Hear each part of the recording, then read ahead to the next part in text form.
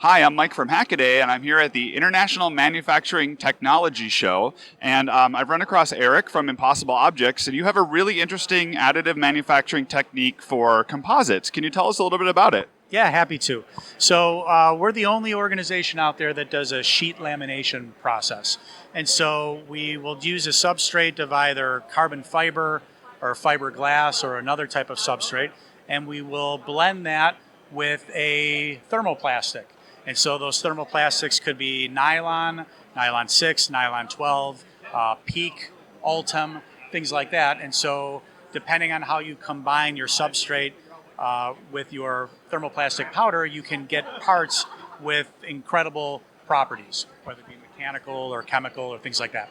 I'm just going to grab this demo that you have down at the end of the table. So this is really interesting. So this is actually a part that is partway through the process, right? That's exactly right.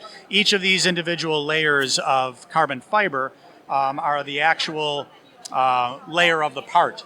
And so we're using fundamentally two-dimensional printing to layer on a thermoplastic in the cross-section of the part. What we do is we'll print all of these individual sheets, stack them together as you see right here, and then we will put this stack into a heated press. And so we will use heat and compression to fuse this whole stack together. And then that might come out looking like this, right?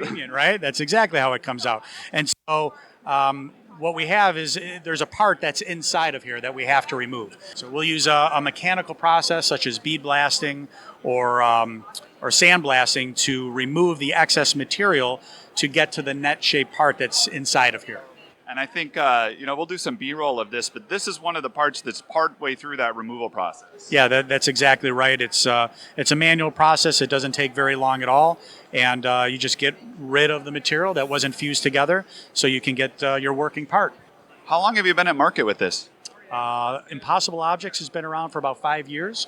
We took the first few years to work on the technology, but we've been actively selling our machines for the last 2 years.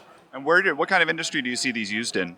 By and large, we're seeing them in industries where they're looking to eliminate aluminum, for example, or get really good strength to weight ratios. And so we're finding utilization in aerospace, automotive, high performance vehicles, oil and gas, energy, as well as electronics manufacturing like PCB boards. And I should ask about post-processing after you do remove the support material. Do these need to be machined down, or are there any tolerance issues that you have to deal with? Parts that come out of the process right away have excellent cosmetics to them. Tolerances are great, but we understand that there are certain applications where you got to get into incredibly fine tolerances, and so for those, these parts can be machined. They can be sanded, they can be painted. You can use inserts and helicoils on them. And so they're really great parts to work with because you can work these into any type of application. So if people want to learn more about this, where can they go? They can always visit us at www.impossible-objects.com.